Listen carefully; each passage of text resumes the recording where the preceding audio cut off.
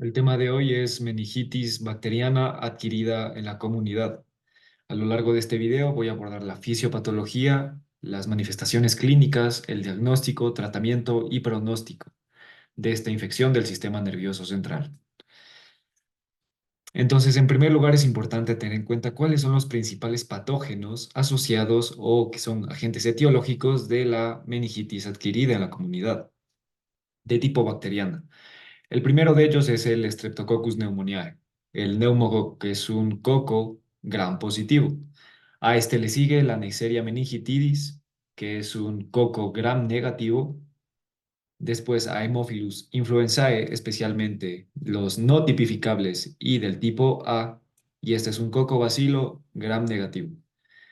Y finalmente está con menor frecuencia el Streptococcus agalactiae, Escherichia coli, que es un bacilo gram negativo, y Listeria monocytogenes, un bacilo gram positivo. Este último se asocia más a infecciones en pacientes mayores a 50 años, pacientes inmunocomprometidos y pacientes alcohólicos. Entonces, ¿cuáles son los pasos que conducen, en la mayoría de los casos, a la infección de la aracnoides, que es la principal capa de las meninges afectada en la meningitis, a la cual llegan en primer lugar las bacterias? Entonces, primero tenemos la colonización de la mucosa. En estos dos ejemplos tenemos una Neisseria meningitidis y una Streptococcus pneumoniae. En el caso de la Neisseria meningitidis, va a unirse o puede unirse a tres receptores a nivel de la nasofaringe, en la mucosa de la nasofaringe. Y estos son el receptor del factor activador de plaquetas, el receptor beta 2 adrenérgico y el CD147. Estos son los receptores a los cuales se va a unir la Neisseria meningitidis, a través de los cuales puede adherirse y puede colonizar la nasofaringe. Adicionalmente, como factores virulentos, tiene las proteínas de membrana OPC y OPA, que van a facilitar su adhesión a la membrana celular. Por la parte del Streptococcus pneumoniae, de igual manera, se va a unir al receptor activador de plaquetas, del factor activador de plaquetas y al receptor de la minina. Pero adicionalmente, algo que hace más virulento al Streptococcus pneumoniae, y quizás es la explicación por la cual es el principal agente etiológico de la meningitis bacteriana, es que produce o secreta una proteasa y una enzima que cliva las proteínas IgA, es decir, una proteasa que va a clivar o que va a romper a las moléculas de IgA, que son secretadas en las mucosas y sirven como mecanismo de defensa para prevenir la unión de patógenos a la superficie de precisamente las células de la mucosa. Entonces, estos patógenos logran colonizar la mucosa, la nasofaringe, y posteriormente van a proliferar.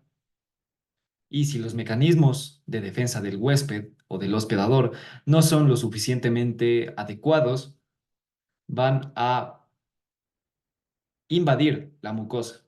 Y adicionalmente, puede que se dé o que preceda a una meningitis bacteriana una infección de senos paranasales y de apófisis mastoides, una mastoiditis, lo cual por lo general suele deberse a un Streptococcus pneumoniae, una colonización y posterior infección por este patógeno. Y entonces, una vez que ha invadido, es importante tener en cuenta qué factores favorecen esta invasión. Tenemos factores ambientales como el tabaquismo, una infección viral previa y alcoholismo, puesto que estos factores pueden llegar a comprometer la integridad de, en este caso, la barrera que es la mucosa. Después tenemos factores del hospedador como inmunodeficiencia, deficiencia del complemento, deficiencia de inmunoglobulina y asplenia. Estos caen en la categoría de inmunodeficiencia. En el caso de la asplenia, hace más al paciente más susceptible a infecciones por neumococo y por otras bacterias encapsuladas. Y por último, genéticas. Se ha visto que polimorfismos de un solo nucleótido y mutaciones en los genes del MID88, del IRAK4 y del inhibidor alfa del NF-κB pueden conducir a una mayor susceptibilidad a meningitis bacteriana.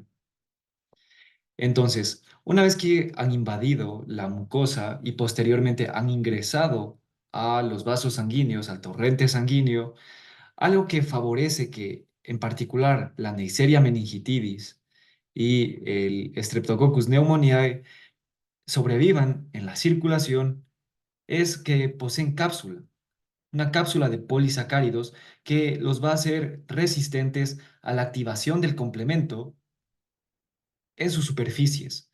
Es así que uno de los principales mecanismos de inmunidad innata humoral que tenemos es el sistema complemento. Si el sistema complemento falla en lograr activarse sobre estos patógenos debido a su cápsula, entonces van a poder sobrevivir y van a poder llegar hacia las meninges.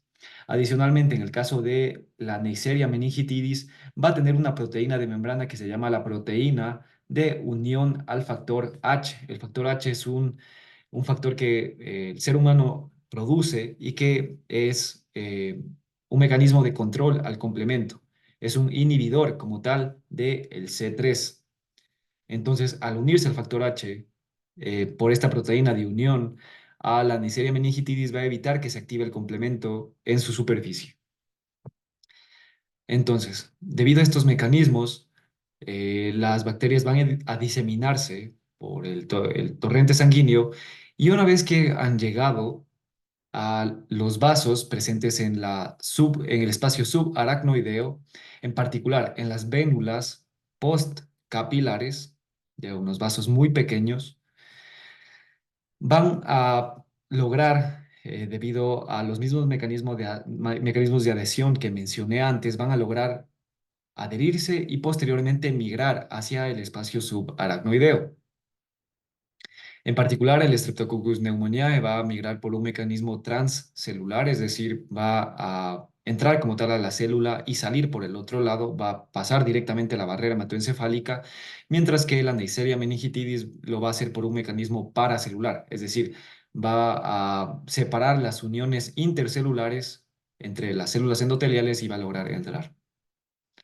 Adicionalmente, es importante mencionar que no es la única vía a través de la cual llegan al líquido cefalorraquídeo, sino que las bacterias adicionalmente pueden llegar a través de los plexos coroideos, penetrar directamente en el sistema ventricular, ventrículos laterales, tercer ventrículo o el cuarto ventrículo.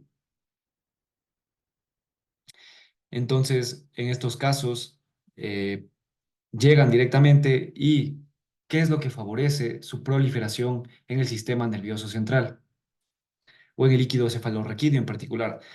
La razón por la cual proliferan de manera exitosa y abundantemente es porque el líquido cefalorraquídeo es precisamente un compartimento en el cual van a haber niveles bajos de anticuerpos y del sistema complemento. No van a haber muchas proteínas en el líquido cefalorraquídeo y adicionalmente no van a haber muchas células del sistema inmune, tal como lo hay en la sangre. Entonces, debido a ello, van a proliferar excesivamente. Una vez que han llegado a al espacio subaracnoideo, al líquido cefalorraquídeo, van a inducir una respuesta inflamatoria, que es la que en gran medida da lugar bueno, junto con la infección, dan lugar a la afectación al tejido circundante. Entonces, el daño que sufre el paciente en respuesta a una meningitis no es solo por los factores de virulencia de la bacteria, sino también por la inflamación, por el mismo sistema inmune que se activa en contra de la infección. Entonces, ¿qué es lo que va a suceder? Una vez que las bacterias penetran en el líquido cefalorraquídeo, van a activar en las células del aracnoides y en las células de piales y en las células del endotelio, van a activar a los receptores de tipo TOL, a los Toll-like receptors. Y entonces se va a activar el factor, el NF-κB, y se van a producir interleucinas, también TNF-alfa, y entonces se va a montar una respuesta inflamatoria, así va a aumentar la permeabilidad de los vasos sanguíneos en este espacio, va a entrar plasma, va a entrar proteínas, va a entrar el sistema complemento, metaloproteinasas, células, neutrófilos, entre otras células inmunitarias que van a montar esta respuesta inflamatoria a nivel central. Entonces, dicho esto, abordada la fisiopatología, veamos qué tenemos en cuanto a la epidemiología de la meningitis bacteriana adquirida en la comunidad. Los principales patógenos van a ser, como ya mencioné, en primer lugar el Streptococcus pneumoniae. En Estados Unidos tiene una incidencia del 0.3, de 0.3 casos por 100.000 habitantes, mientras que la Neisseria meningitidis tiene una incidencia de 0.1 casos por 100.000 habitantes. Eh, el Streptococcus pneumoniae corresponde o causa del 25 al 41% de las infecciones de las meningitis bacterianas a nivel global. Después sigue el Haemophilus influenzae, con una incidencia del 0.05 casos por 100.000 habitantes, y las principales cepas que afectan son las no tipificables y del tipo A, puesto que del tipo B, que era de las que principalmente causaba infección en el pasado, ya no lo hace tanto debido a la vacunación para esta cepa. Eh, Adicionalmente, es importante considerar cuántas infecciones invasivas causadas por estos patógenos se complican con una meningitis. En el caso del meningococo, vemos que el 50% de las infecciones invasivas que causa terminan en una meningitis. La listeria un 30%, Haemophilus influenzae un 10% y el neumococo y el Streptococcus agalactiae un 4%. ¿Qué factores de riesgo eh, tenemos para desarrollar una infección a nivel de las meninges de tipo bacteriano? Tenemos defectos anatómicos como defectos en la médula espinal, en el oído interno, cerebrales, de la base del cráneo, ya sea por una fractura o por una cirugía, inmunodeficiencia o inmunidad disminuida causada por una hipogamaglobulinemia, una infección por VIH, alcoholismo, con una afectación severa hepática, asplenia, deficiencia del complemento, diabetes mellitus, exceso de glucocorticoides, terapia inmunosupresora, como por ejemplo en pacientes trasplantados o en pacientes con enfermedades autoinmunes. Una infección concomitante.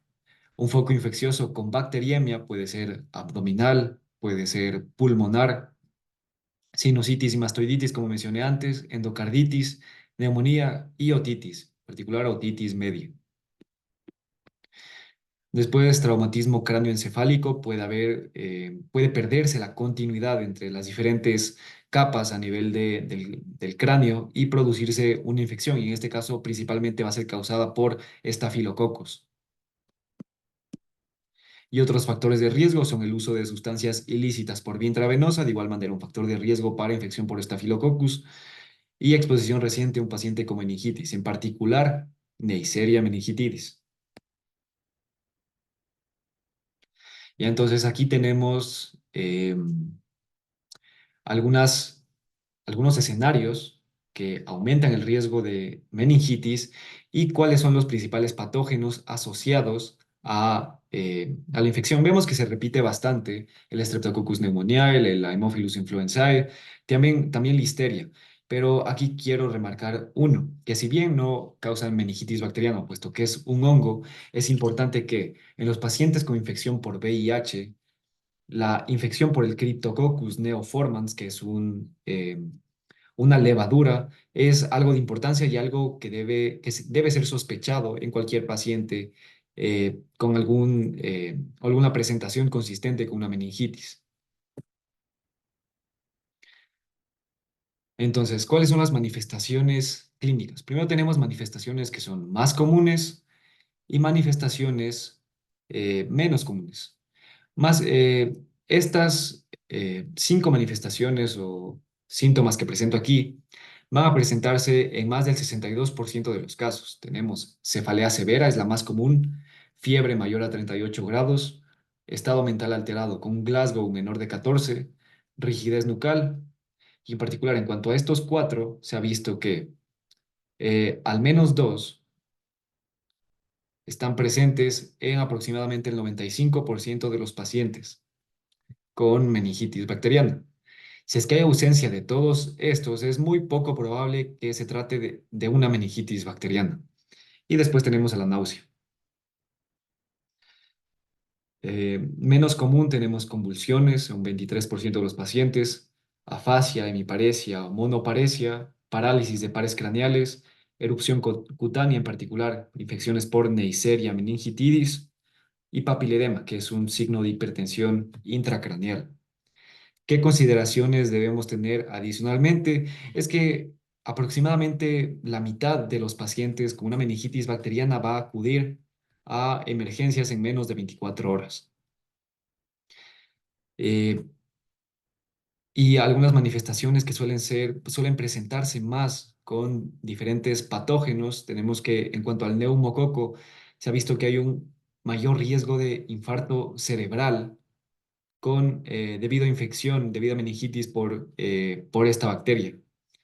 En cuanto a la listeria, se ha visto que hay mayor riesgo de convulsiones, déficits focales y de rombencefalitis, es decir, infección localizada a nivel del tallo cerebral y del cerebelo. Y esto se puede manifestar con ataxia, nistagmo, parálisis de nervios craneales, anisocorias. Eh, en cuanto al meningococo, ya mencioné una de ellas, es la tendencia a las erupciones cutáneas, especialmente de tipo petequiales o de tipo púrpura palpable. Cuando vemos eso en un paciente con manifestaciones comunes para meningitis, hay que sospechar sí o sí de un meningococo.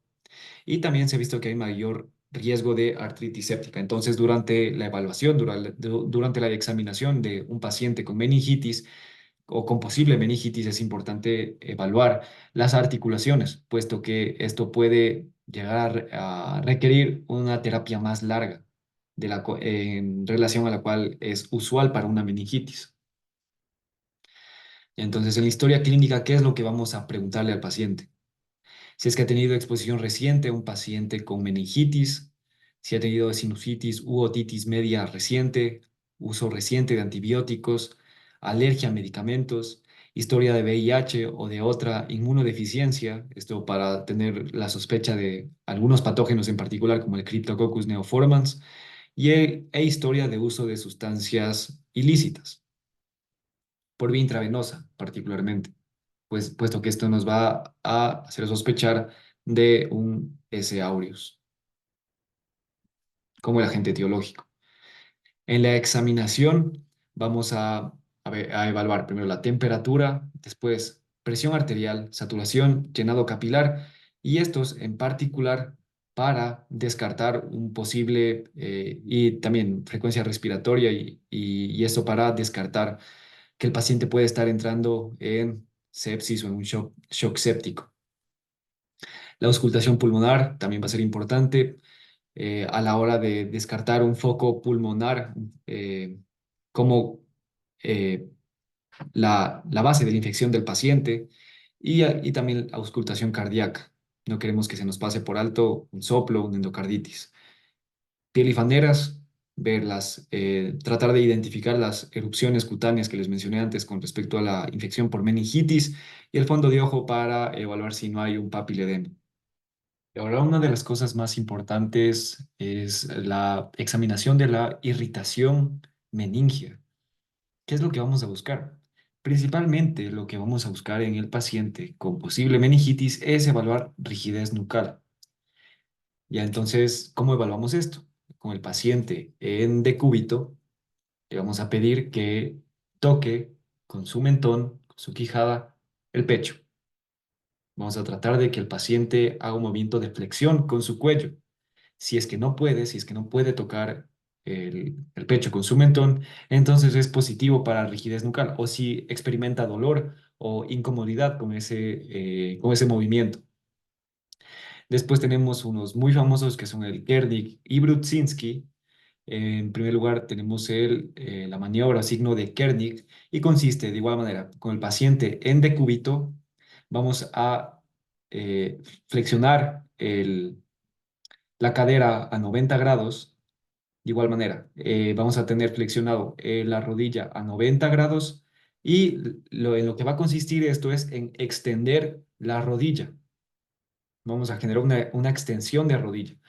Si es que notamos que hay una incapacidad de extender la rodilla más allá de 135 grados, más una sensación de dolor en el muslo posterior o en la espalda baja, es positivo para Kernig.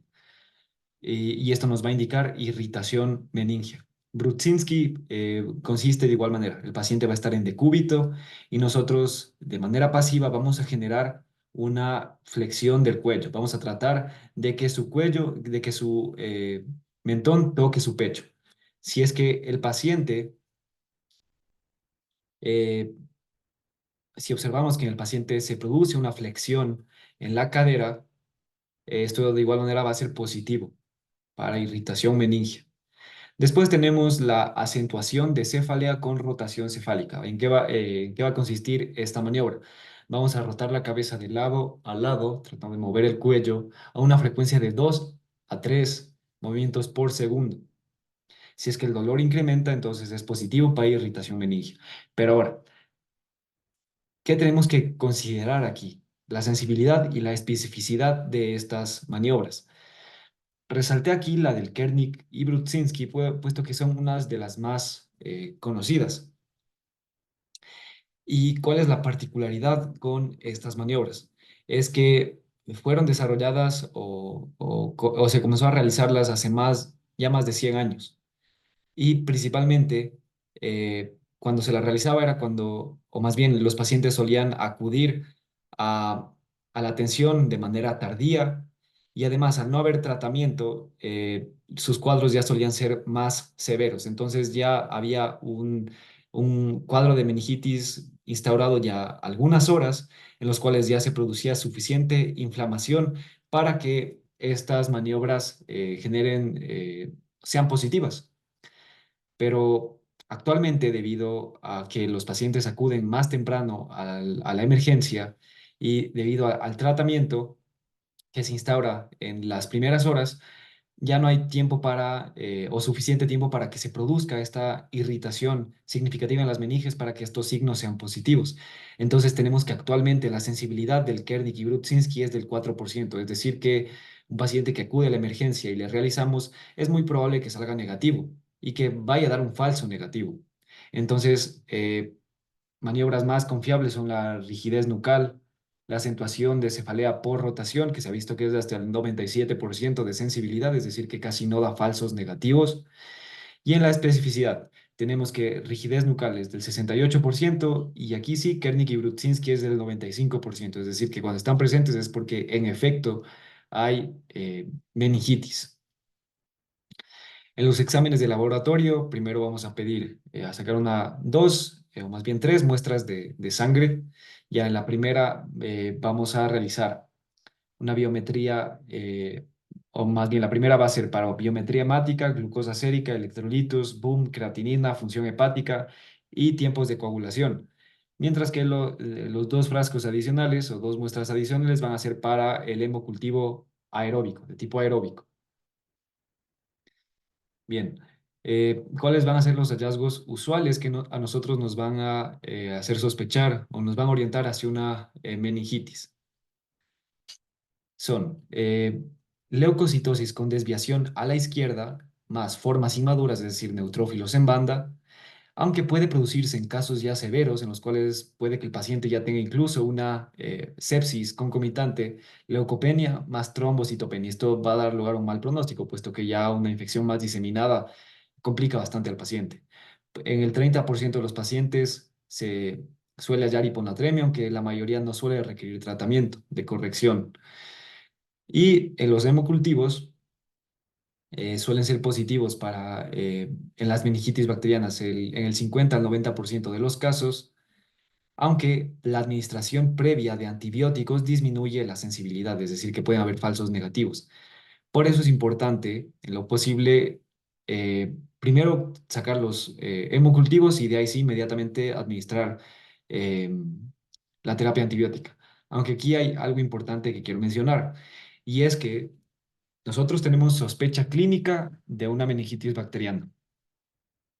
Y no vamos a esperar a los resultados de los exámenes sanguíneos, no vamos a esperar a los resultados del líquido cefalorraquídeo, no vamos a esperar a los resultados de la tomografía para iniciar eh, la terapia empírica, puesto que tiempo es cerebro.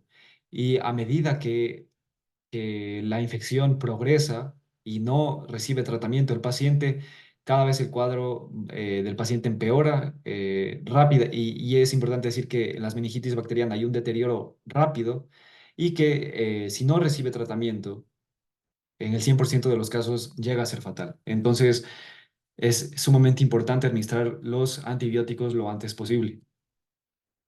Ahora, en cuanto a la punción lumbar, uno de los exámenes más importantes en la meningitis. Vamos a realizarlo en todo paciente con sospecha de meningitis sin contraindicaciones para punción lumbar. ¿Cuáles son las contraindicaciones? Y aquí puse contraindicaciones relativas porque realmente no son absolutas. Hay que siempre evaluar riesgo-beneficio. Si es que hay sospecha de incremento de la presión intracraneal con riesgo de herniación debido a hidrocefalia obstructiva, masa ocupante, edema cerebral.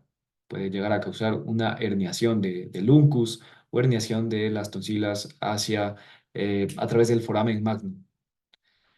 Si es que el paciente tiene trombocitopenia u otras diátesis hemorrágicas, incluido el uso de anticoagulantes.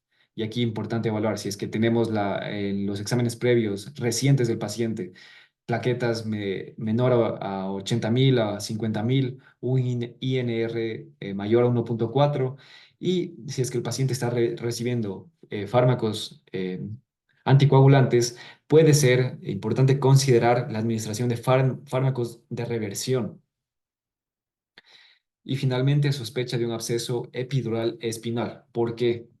Porque si es que nosotros llegamos con la aguja a tocar o a penetrar a través de un absceso, puede que el contenido purulento de ese absceso penetre hacia el líquido cefalorraquídeo y entonces eso puede complicar bastante el cuadro del paciente. ¿Cuáles son las indicaciones de una tomografía previa a la punción lumbar? Va a ser principalmente si hay sospecha de presión intracraneal elevada. ¿Cuándo vamos a sospechar? Si es que hay una nueva convulsión, si es que hay papiledema, si es que hay síntomas y signos neurológicos focales, estado mental alterado, estado de inmunosupresión y sospecha de cáncer metastásico. Recordemos, si es que tiene estas contraindicaciones, o más bien si es que tiene estas indicaciones para la tomografía antes de realizar una punción lumbar, luego de nosotros ya tomar los hemocultivos, vamos a administrar inmediatamente la terapia empírica. No vamos a esperar a realizar primero la tomografía. ¿Qué hallazgos anómalos podemos encontrar que nos están indicando que hay hipertensión intracraneal? Puede ser distorsión de la simetría de las estructuras de la línea media, puede ser compresión o expansión ventricular, borramiento de la diferenciación de la sustancia gris y blanca, lo cual nos estaría indicando edema, borramiento de surcos y una masa visible. En ausencia de hallazgos en la tomografía, incluso si es que no encontramos nada en la imagen, tenemos que evaluar signos que nos indiquen un posible riesgo de herniación, como un estado mental bastante alterado con un Glasgow menor a 11, una convulsión muy reciente, alteraciones en la pupila, anisocorias, postura de decorticación y descerebración, lo cual ya nos está indicando que el cerebro se está herniando, y respiraciones anómalas lo cual nos indica que ya hay una afectación a nivel del tallo cerebral en los centros respiratorios. Entonces, ¿qué hacer si la punción lumbar está contraindicada? Ya lo mencioné antes. Recogemos rápidamente la muestra para el hemocultivo y administramos lo antes posible los antibióticos, la terapia empírica, más dexametasona. Esto ya lo voy a abordar más adelante. No tenemos que esperar a los resultados del ataque. Si es que ya obtenemos resultados no consistentes con una hipertensión intracraneal en el ataque, es decir, está indicada la punción lumbar y ya administramos antibióticos, esto no es una contraindicación como tal para realizar la punción lumbar. Podemos todavía encontrar, o más bien los estudios microbiológicos de líquido cefalorraquídeo luego de administrar los antibióticos todavía pueden ser positivos, entonces todavía son confiables y tenemos que realizar la punción lumbar si no hay contraindicación. La única excepción aquí es el meningococo, y es que si es que administramos antibióticos antes de la punción lumbar en una infección por meningococo, es muy posible que obtengamos resultados negativos. Bien, ¿qué es lo que se va a analizar en el líquido cefalorraquídeo? Vamos primero a evaluar la presión de apertura.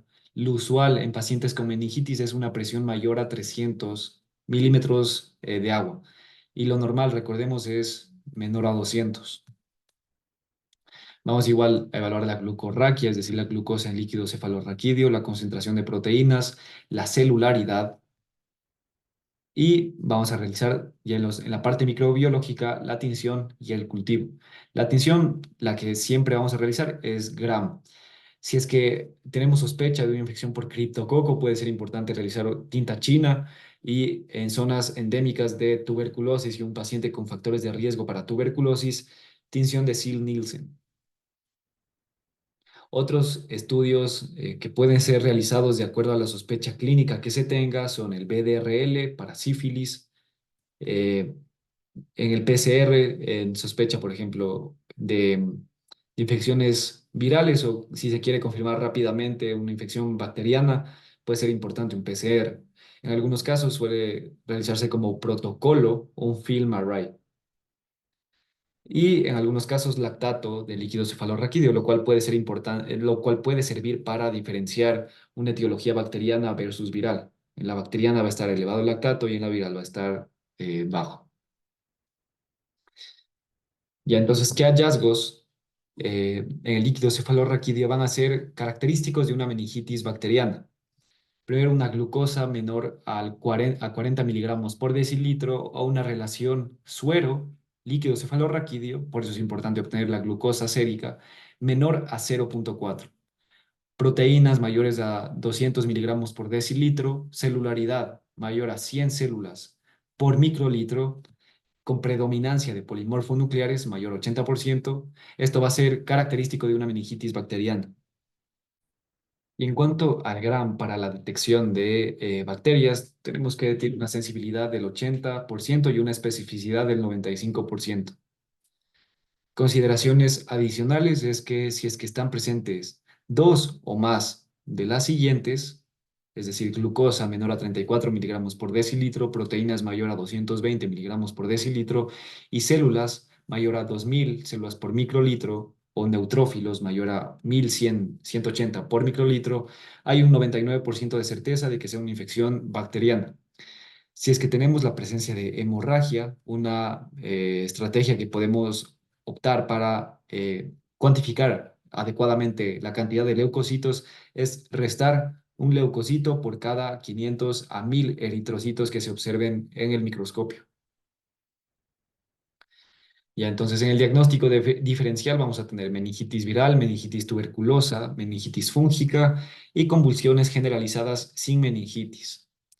La meningitis viral va a caracterizarse por pleocitosis linfocítica, es decir, va a predominar linfocitos y no neutrófilos, glucosa normal, puesto que los virus no consumen glucosa, y proteínas levemente elevadas, no en la misma medida que en una meningitis bacteriana.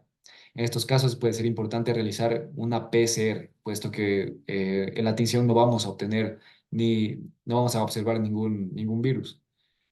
En cuanto a la meningitis tuberculosa, suele tener un curso subagudo, a diferencia de la meningitis bacteriana, que suele ser agudo. Tiene pleocitosis linfocítica, glucosa baja y proteínas elevadas. Hay que, de igual manera, junto con la meningitis fúngica, evaluar VIH. En cuanto a esta última, eh, puede tener un curso agudo, pero más que todo suele ser subagudo. Y aquí vamos a utilizar tinta china. Y en cuanto a las convulsiones generalizadas sin meningitis, pueden llegar a causar pleocitosis, pero lo importante aquí es que en el estudio de líquido cefalorraquídeo el fluido va a ser cristalino, a diferencia de en el bacteriano, que va a ser purulento o puede ser purulento, no es turbio, la glucosa va a ser normal y la presión de apertura va a ser normal. Y aquí está un cuadro en el cual nos ayuda a diferenciar la posible etiología de la infección de acuerdo a los hallazgos en el líquido cefalorraquídeo. Si es que encontramos en general una glucosa por debajo de los 40 miligramos por decilitro, lo más probable es que se trate de una meningitis bacteriana, aunque también puede encontrarse valores bajos de glucosa con tuberculosis, con infección por hongos, neurosífilis y algunas infecciones virales, aunque no es lo más común. En cuanto a las proteínas, eh, una proteinorraquia de 100 a 500 miligramos por decilitro va a ser más característica de una meningitis bacteriana. De 50 a 300 puede haber con meningitis viral, con enfermedad de Lyme, con encefalitis, con neurosífilis y con meningitis tuberculosa. Aunque también puede presentarse un paciente en las fases más tempranas de la infección y encontrar unos niveles de proteína no tan elevados. En cuanto al conteo de células en el líquido cefalorraquídeo, si son más de 1000, lo más probable es que sea meningitis bacteriana. De 100 a 1000 puede ser de igual manera una meningitis bacteriana, también puede ser viral o por tuberculosis. Y si es que es de 5 a 100, puede ser una meningitis en el curso más temprano, meningitis viral, neurosífilis o tuberculosis. Siempre los valores más altos van a ser los que por lo general van a ser encontrados en una meningitis bacteriana.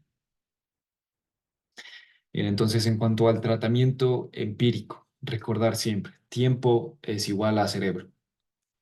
Mientras más tiempo dejamos pasar, mientras más retrasamos el tratamiento, es posible, o muy posible que el cuadro del paciente vaya deteriorándose. Si no administramos rápido la terapia antibiótica, el paciente no va a mejorar y más bien va a empeorar y puede terminar con un pronóstico adverso. Entonces, la recomendación aquí es iniciar la terapia dentro de las primeras 2 horas de que el paciente, de que ha iniciado el cuadro del paciente o de que el paciente llega a la emergencia. ¿Qué consideraciones debemos tener en cuanto a la elección del régimen antibiótico?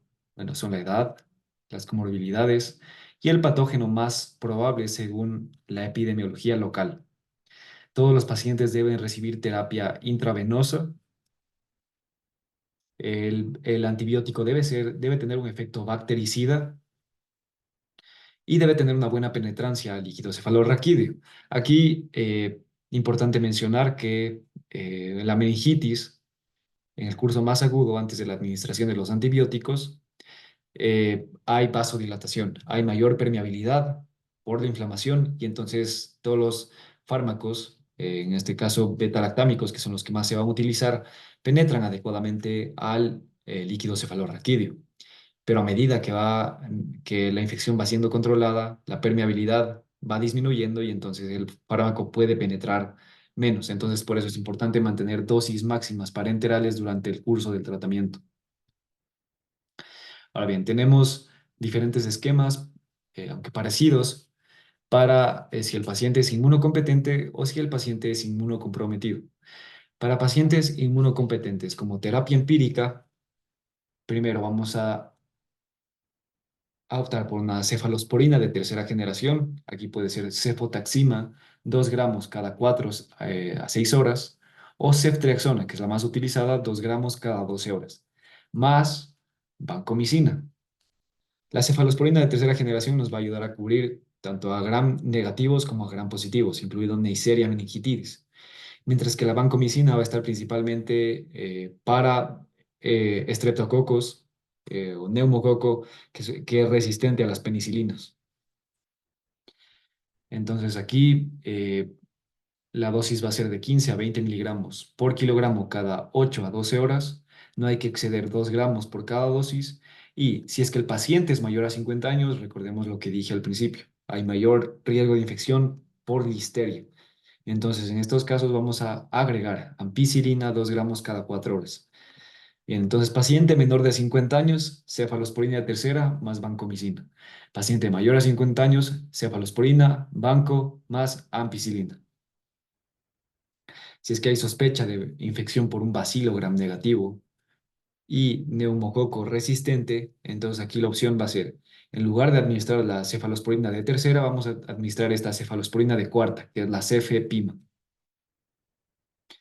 Si es que el paciente está inmunocomprometido, tenemos que cubrir listeria, para eso ampicilina en la misma dosis que ya mencioné, 2 gramos cada 4 horas, neumococo resistente a la penicilina, vancomicina y cobertura para pseudomonas, cefepime 2 gramos cada 4 horas.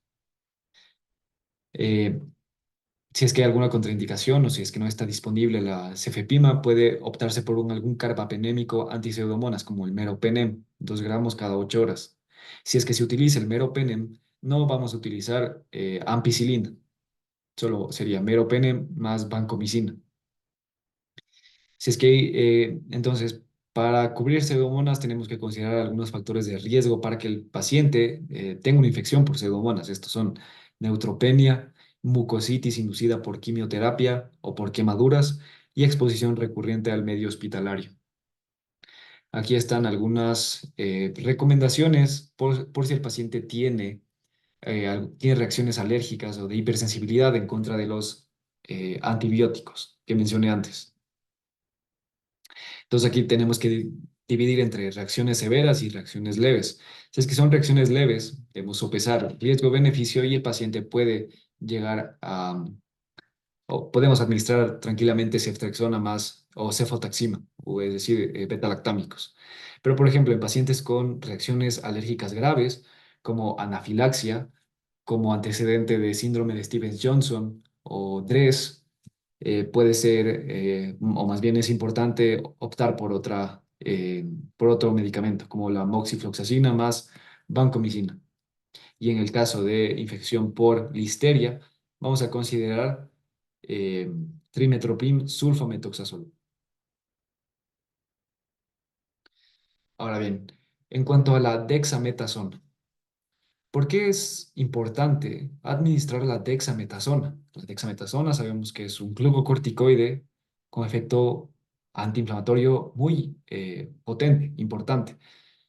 Entonces, un paciente que tiene una infección a nivel del sistema nervioso central, localizada en las meninges, esta inflamación que se produce puede llegar a incrementar la presión intracraneal, puede llegar a comprometer algunas estructuras intracraneales, incluida el tejido cerebral, y la inflamación en general va a hacer daño en el paciente.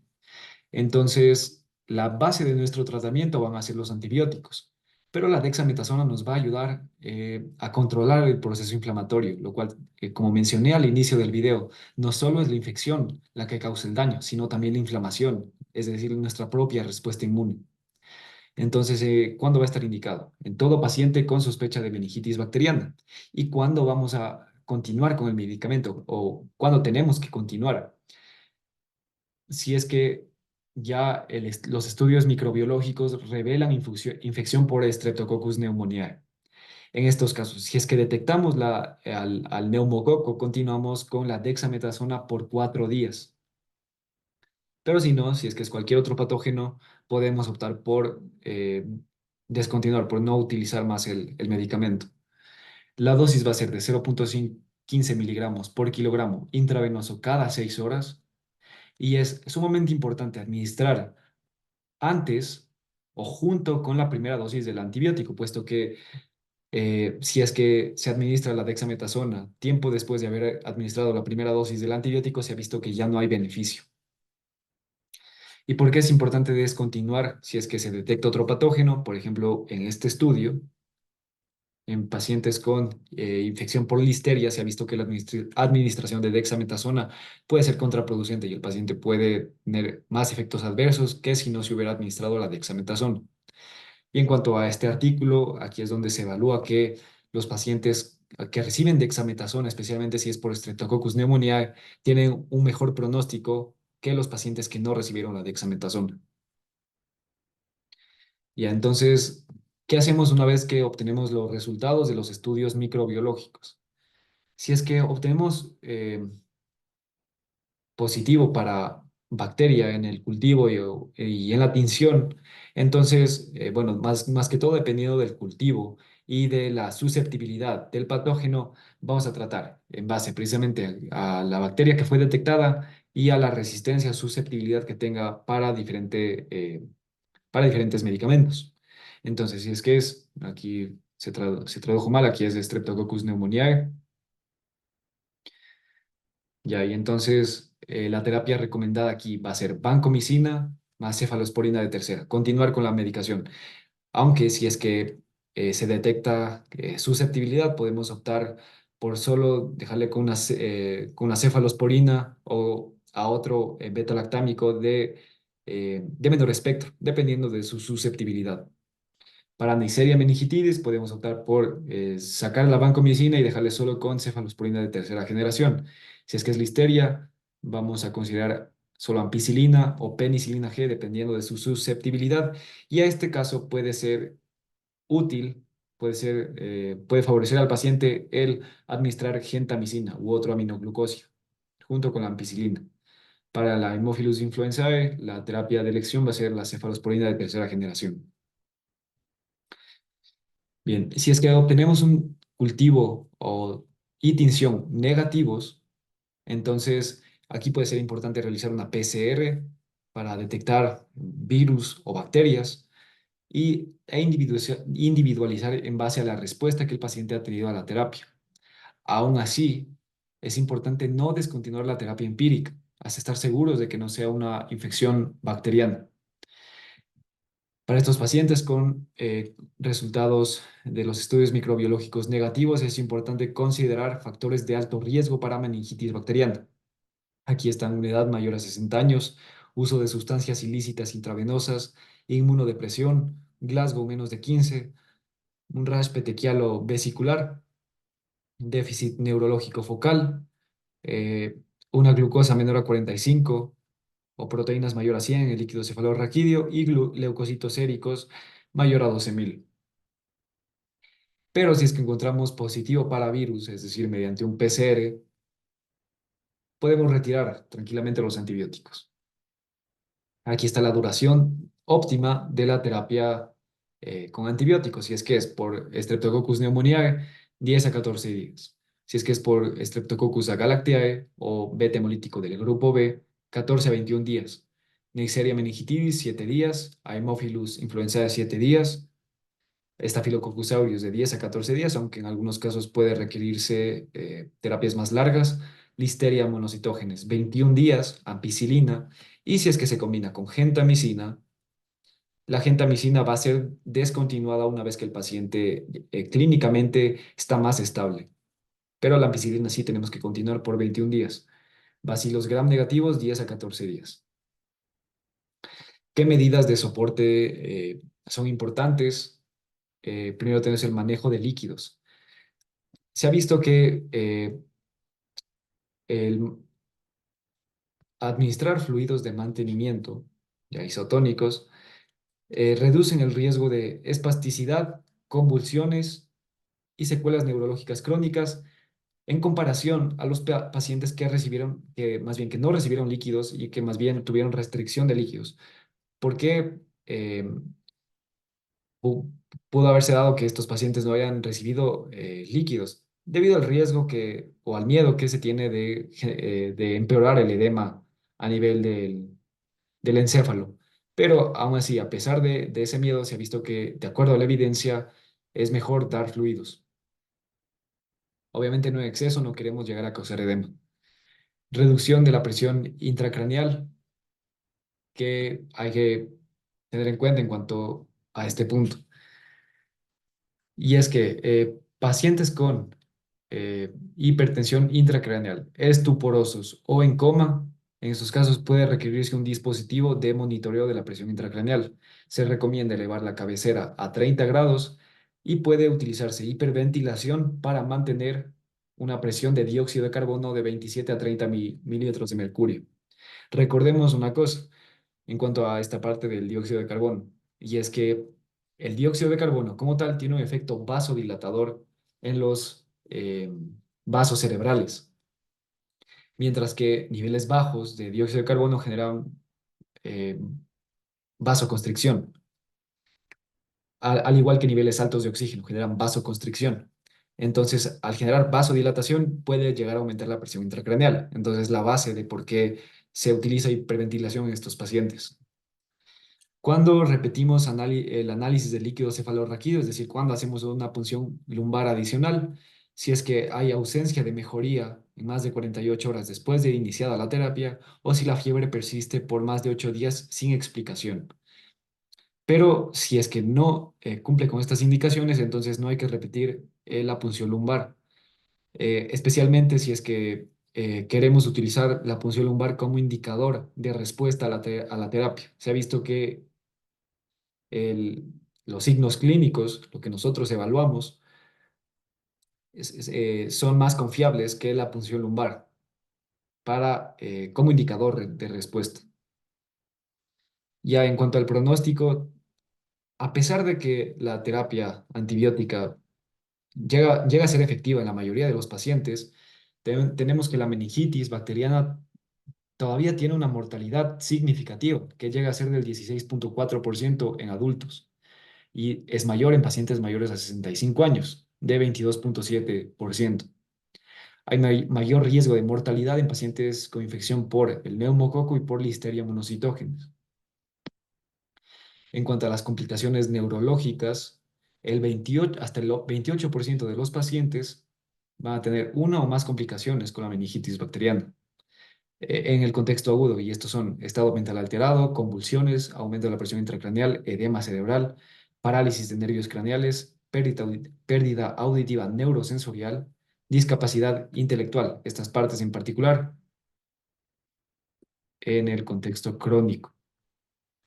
El 9% de los pacientes van a tener un déficit neurológico al momento del alta y factores de riesgo independientes para tener un resultado adverso eh, durante el alta o después del alta son hipotensión, estado mental alterado y convulsiones durante la fase aguda de la enfermedad. Ok, entonces ya para finalizar y como resumen de todo lo que mencioné en este video, tenemos este cuadro que nos puede, o este algoritmo que nos puede ayudar a memorizar todos los pasos. Entonces, paciente con sospecha de meningitis bacteriana. ¿Cuándo vamos a sospechar? Si es que el paciente tiene rigidez nucal, cefalea, estado mental alterado y fiebre, especialmente mayor a 38 grados. Si es que tenemos la sospecha, vamos a obtener tres muestras de sangre, una para el análisis bioquímico y para la biometría, y dos para hemocultivo aeróbico. Después, una vez hemos tomado la muestra de sangre, nos preguntamos si es que existen contraindicaciones para la punción lumbar. Si la respuesta es que, que no, vamos a realizar la punción lumbar y después de la punción lumbar administramos la terapia empírica más la dexametasona. Pero si hay contraindicaciones para la punción lumbar, como sospecha de hipertensión intracraneal, especialmente con estado mental alterado, signos y síntomas neurológicos focales, nueva convulsión, papiledema, inmunosupresión o cáncer metastásico, administramos inmediatamente la terapia empírica más la dexametasona, realizamos la TAC y aguardamos a los resultados. Bien, si es que hay hallazgos anómalos en la tomografía, no realizamos la punción lumbar, continuamos con la terapia empírica y esperamos a los hemocultivos. Pero si es que no hay hallazgos anómalos, realizamos la punción lumbar y volvemos a esta parte del algoritmo.